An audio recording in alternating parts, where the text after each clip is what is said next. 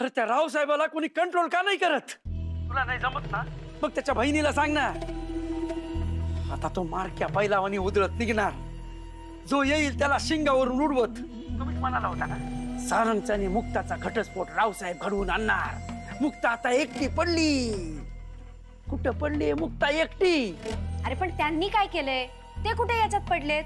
पडले नाही, पूर्ण ताकदीनिशी पडले. त्यांचा मला फोन आला होता. मुक्ताला काही झालं तर जिवंत सोडणार नाही याची धमकी पण दिली. निघाले सुद्धा माया तावडीतून मुक्ताला सोडवायला. आधी ज्याचा घटस्फोट होणार होता तो हिला वाचवायला आला. आता जो घटस्फोट करणार होता तो वाचवायला निघाला. कांता थांब थांब जरा, मी काहीतरी करते. हा करा, ते करायच्या आत काहीतरी करा, नाहीतर मारा. हे बघ, तू फोन चालू ठेव. हा मी हे सगळं अंबिका आत्याशी बोलते. हा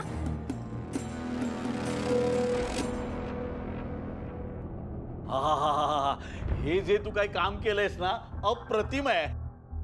आत्या, अगं जिलेबी काय खात बसलीयस? एक कांताचा फोन आलाय. जिलेबी खाऊ नको म्हणतोय? आत्या अगं त्या सारंगच्या मागे दादाही त्या मुक्ताला वाचवायला गेलेत. अगं पण दादा म्हणाला की सारंग घटस्फोट देणार आहे तिला. आत्या मी पण तेच म्हणते.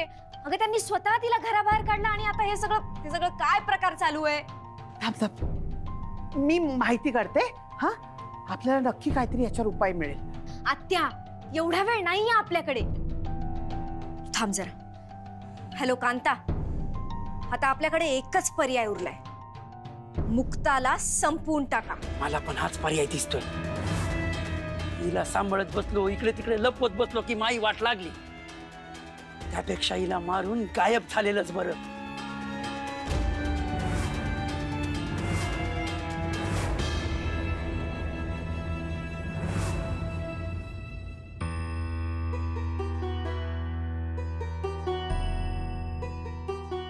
कुठल्या धर्मसंकटात टाकलंस तुम्हाला? मोकळेपणाने मुक्ताची काळजी करता येत नाहीये, तिच्यासाठी धावून जाता येत नाहीये. ही सगळी माणसं ना हैवानासारखी त्रास देत आहेत तिला. अगं पण तुझ्यासारखी ताकद नाहीये ना तिच्यात. तू जसा त्यांचा वध केलास, ठार मारलंस त्यांना, तसं ते नाही ना करू शकत. आई अजून किती सहन करायचंय तिने? आई आई तूच तिला या माणसांच्या तावडीतून वाचव.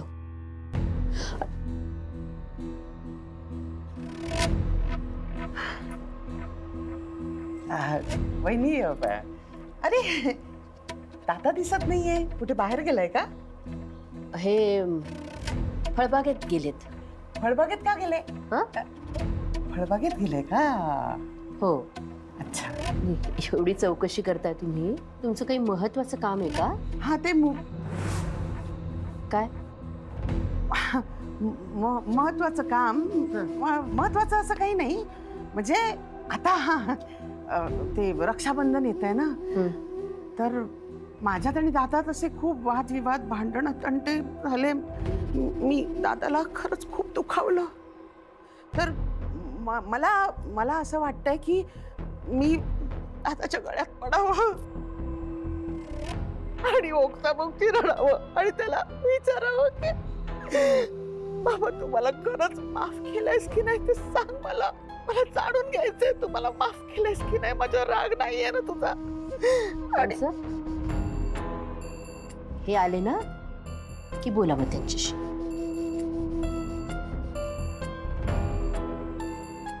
सगळ्यांना चांगली बुद्धी दे बाई.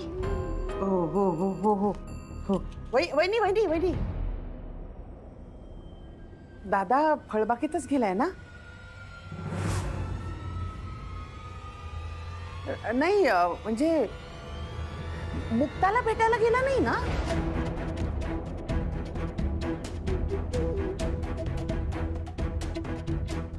मुक्ताने एवढं सगळं केल्यावरही हे तिला भेटायला जातील असं वाटतंय का तुम्हाला?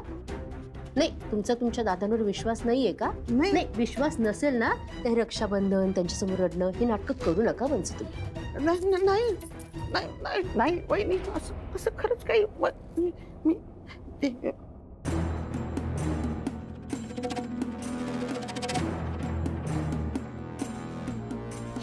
म्हणते की दादा फळबागेत गेलाय, कांता म्हणतो तो गावाकडे. नाही पण मग कांता खोटं कशाला बोलेल? म्हणजे म्हणजे वहिनीला माहिती नाहीये? अच्छा, दादा घरच्यांची फसवणूक करतोय.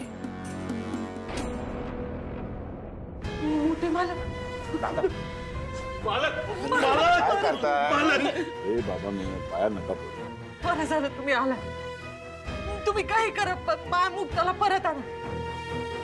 तुम्हीच माळमुक्ताला वाचवू शकता. होय मालक, तुमच्याच हातात आहे सगळं काही. काहीतरी करा. माझ्या लेकीला तुम्ही. हे बघ, ती तुमची मुलगी नाहीये, ती माझी सुद्धा मुलगी आहे. काय वाटेल ते झालं तरी तिला सोडवून आणलं. मुक्ताला जिवंत आणल्याशिवाय मी इथून परत जाणार नाही, काळजी करू नकोस. दादा, अहो पण मुक्ता आणि कांताला शोधायचं कुठे? अहो आपल्याकडे त्यांचं एक्झॅक्ट लोकेशन पण नाही आणि त्यांच्यापर्यंत पोहोचणार कसं आपण? तोच प्रश्न पडलाय मला. त्या नालायक कांताने मोबाईल स्विच ऑफ करून ठेवलाय, त्याच्यामुळे त्याला त्याचं ठिकाण ट्रेस पण करता येत नाही. पण होईल काहीतरी. दादा, स्पर्धेच्या ऑर्गनायझर्सचा कॉल आला होता. ते म्हणाले उद्या सकाळी 10 वाजता मुक्ताला घेऊन मुंबईला या. मुंबईला जायची तयारी कर. हो पण मुक्ता उद्या स्पर्धेत भाग घेणार म्हणजे घेणार, हा रावसाहेबाचा शब्द आहे.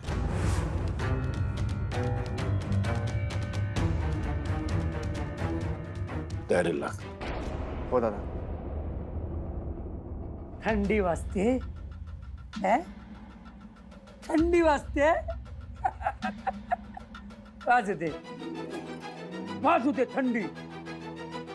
फार हाडापर्यंत थंडी गेली पाहिजे. तुझ्या मेंदूला शिवली पाहिजे थंडी. तेव्हा तुझा माज उतरत. आता थोड्याच वेळात रात्र होईल आणि रात्र झाली का मी तुला दयेची भीक मागायची. हा, पण तू बोलू शकत नाही, तोंड बांधलंय ना. थांब, मी तुला सोडवतो. म्हणजे काय, तू दयेची भीक मागू शकशील, मनसोक्त रडू शकशील.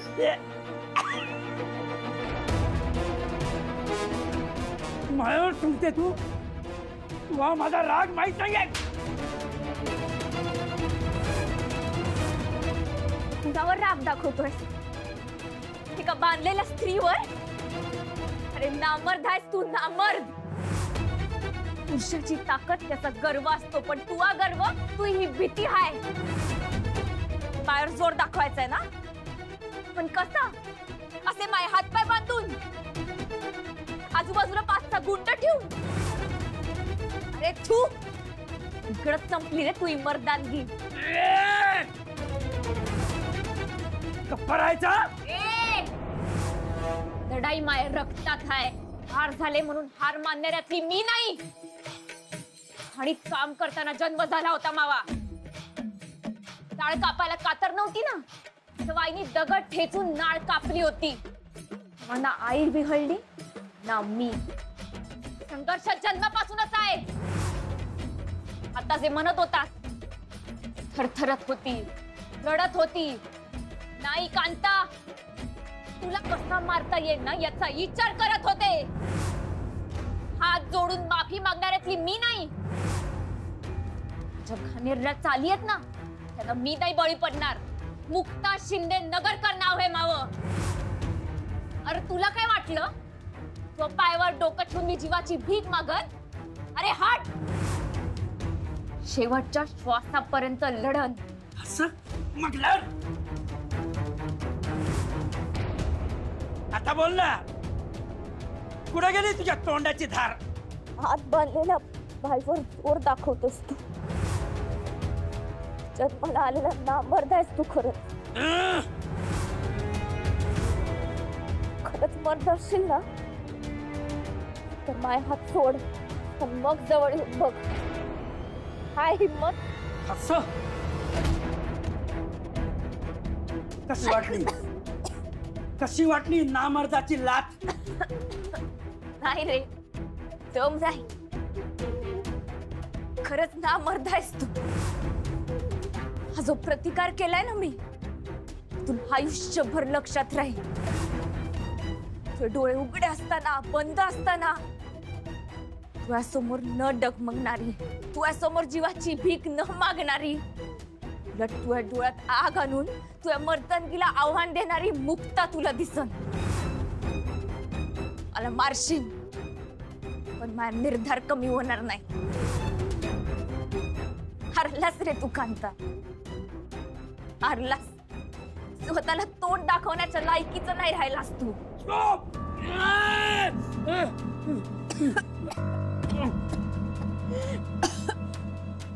मला त्रास द्यायला निघालेलास ना? स्वतःला केवढा त्रास तो बघ आधी. हे का भाजलेल्या स्त्रीनं तुझ्यावर येळ आणली.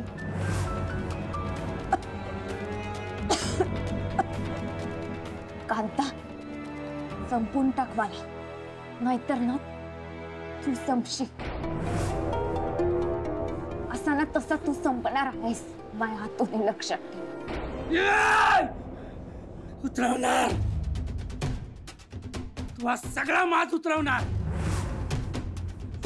तू असं समजू नको की तू जिंकते म्हणून. माज तुझी लाज उतरवण्याचाच आहे.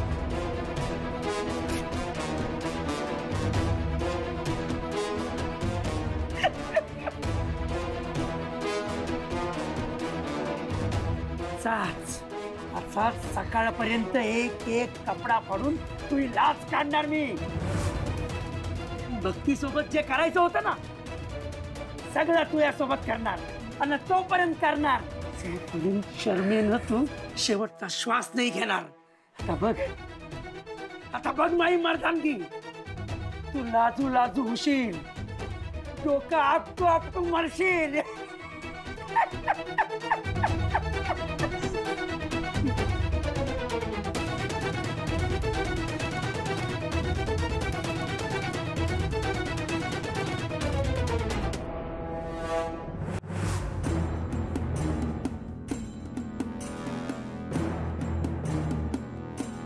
अरे अरे अरे अरे अरे सोळा घे. अरे कुठे घेऊन चालला मला?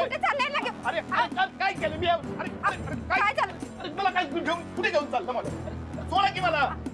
अरे काय झालं साहेब? कोण तुम्ही आहे? भैरूचा बाप ना? होय, पण तुम्ही कोण आहे? तुझ्या भैरूनं ज्या मुलीला किडनॅप केलंय ना त्या मुलीचा मी सासरा आहे आणि हा तिचा नवरा. भैरूने पळवून नेला? कुठे नेऊन ठेवलं सांग तिला. कुठे आहे तुमचा भैरू? साहेब खरंच माहित नाही हो. तो 4-4 दिवस घरात पण येत नाही. आणि याची नाटकं सुरू झाली. ही नाटकं बंद कर आणि सांग कुठं लपून ठेवलंय त्यांनी. कुठे आहे तो भैरू? कुठेही लपून बसलेला असला ना त्याला शोधून काढीन मी, कळलं ना? नगरकरांच्या बाईवर हात टाकलाय त्यांनी, त्याचे हात छाटून गावाच्या वेशीवर टांगेन. बघून ना अख्खं शहर असं थरथर कापलं पाहिजे. सांग गपचूप. हो साहेब, देवीआईची शपथ घेऊन सांगतो. अहो त्याच्याबद्दल आम्हाला काय पण माहित नसतंय बघ. अहो संबळ वाजून पैसे मिळत नाही म्हणून त्यांनी संबळ वाजवणं पण सोडून दिलं. ते कांत्या शेटकडे काम करतोय. कांत्या शेट त्याला पैसे देतोय. तर 4 पैसे आम्हाला घरामध्ये मिळत नाहीत म्हणून आम्ही काय पण बोलत नाही त्याला. अरे पण 4 पैसे तो कसे मिळवतो? कुठलं काम करून घेतो तो कांता त्याच्याकडनं? विचारणं जबाबदारी नाही तुमची आई बाप म्हणून? काय करतो तो? कांताच्या तळवेत चाटतो तो कांता त्याला दुसऱ्यांच्या पोरी पाळींना उचलायला लावतो, त्यांच्यावरती अत्याचार करतो. आणि ते असे आणलेले पैसे तुम्हाला हवेत? काय बोलायचं बुवा? अहो तो आमचं काय ऐकतच नाही ना साहेब. ठीक आहे, मग मी बोलतो. कुठे लपून बसलेला असला ना त्याला असं शोधून काढीन ना मी आणि त्याचे असे हाल करीन ना मी कुत्र्यासारखे. तुम्ही बघत राहा. हो नका साहेब. हो नका साहेब. हो साहेब, आम्ही समजून सांगू त्याला, पण तुम्ही त्याला काही करू नका. ठीक आहे, नाही ना सांगायचं. उचला रे याला उचला. चला घेऊन चला. कुठे घेऊन चालले याला? कुठे घेऊन जातात? जोपर्यंत माझी सून मला सही सलामत सापडत नाही तोपर्यंत हा तुझा नवरा माझ्याकडे उधार राहिला. चला रे घेऊन चला. साहेब आम्हाला माहिती असतं ना तर पुढच्या मिनिटाला तुम्हाला घेऊन गेलो असतो. खरंच माहितीने विश्वास ठेवा हो. नशीब समजा बाईच्या बदल्यात बाईला उचलत नाहीये मी. नगरकरांवर संस्कार आहेत. दुसऱ्या कुठल्याही स्त्रियांना आम्ही हात लावत नाही, कळलं ना? उचला रे याला, काय बघताय? उचला, चला घेऊन चला. थांबा थांबा, त्यांना घेऊन जाऊ नका. मी भैरूला फोन लावून बघते. फोन लागत नाही, त्याचा बंद ठेवलाय त्यांनी. आपण साहेब एकदा लावून बघते ना, लागला तर लागला ना. ठीक आहे, लावा. लाव फोन लाव.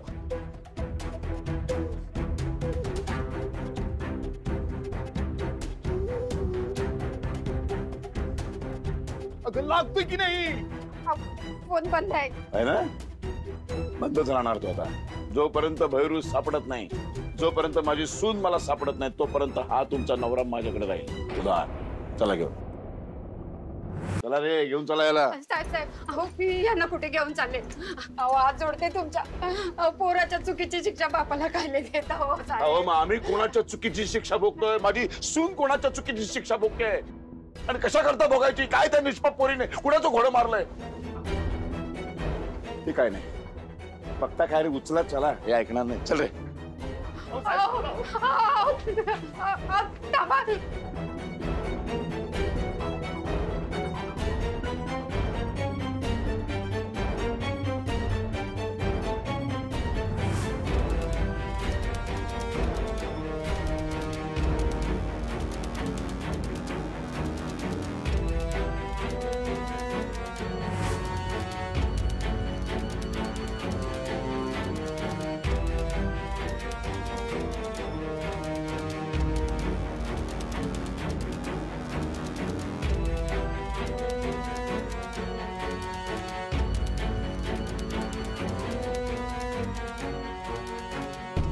दादा गावातली सगळीच लोक काय माहित नाही म्हणाले. ते गावात असतील असं मला वाटत नाही. आपण ना गावाच्या बाहेर जाऊन बघू. चला दादा, एक्झॅक्टली कुठे जायचं? भजनवाल्यांकडे जाऊया. तो भजनवाल्यांच्या तिथंच सापडेल, खात्री आहे मला. चला गाडीत बसा, तिथे सापडेल तो. याला घेऊन चला.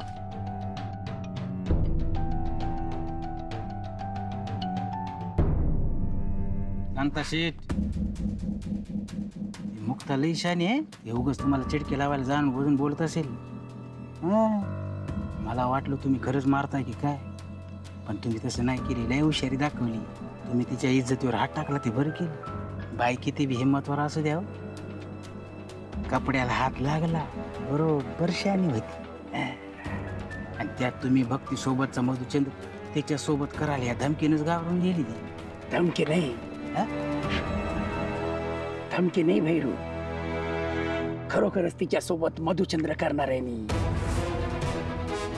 तो लाजू लाजू झाला, तो खाजू खाजूच मी आला. फार उद्ध्वस्त करून टाकणार मी तिला. भोगा झाली पाहिजे ती. करा करा, जे करायचंय ते करा. आणि एकदाची मारून कुठतरी फेकून देऊ. पण टेन्शन त्या रावसाहेबाचं आहे.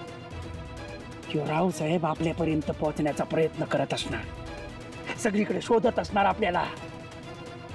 भैरू, आपल्यापर्यंत पोहोचला तर अहो कसा पोचणार? ही जागा आहे नाही, हे कोणालाच माहिती नाही आहे. आणि त्यात मोबाईल आपले स्विच ऑफ आहेत. त्यामुळे टेन्शन घेऊ नका, शांत व्हा.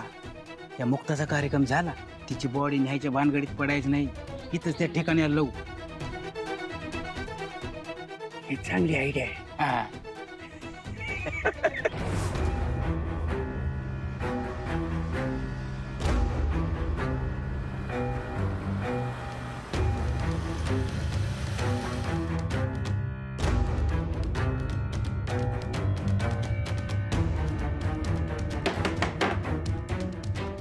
ये बाहेर, बाहेर बोला. इकडे. देवा देवा, अहो मारता का आला? काय झालं? काय चाललंय इथे? भजन चालू आहे. भजन चाललंय. भजनाच्या ठिकाणी एखाद्या बाईला आणून तिला किडनॅप करून ठेवतो. तुम्हाला शरम नाही वाटत? तुमचा काहीतरी गैरसमज होतोय. ए, खरं खरं सांगा ना, इथल्या इथे गाडून टाकीन तुला मी. अहो रोज सकाळी आम्ही येतो, भजन करतो आणि निघून जातो. आणि नंतर किती वेळेला येता? परत दुसऱ्या दिवशी सकाळीच येतो आम्ही इकडे. दिन नाही काय हो? भैरू पवार तुमच्याकडे पक्वाच बाजवायला यायचं ना? हो, त्याचं काय? त्याचं काय? हा, आता आठवलं. या घराची एक चावी त्याच्याकडे पण आहे. मला वाटतं बहुतेक त्यानेच त्या चावीचा गैरवापर केला असावा. यापुढे मी कोणावरही विश्वास ठेवणार नाही. आणि सगळ्यांकडून चाव्या परत घेऊन टाकेन. माफ करा मला, याच्या पुढे नाही माझ्याकडून चूक होणार, नाही चूक होणार. आई आई आई आई आई आई ग.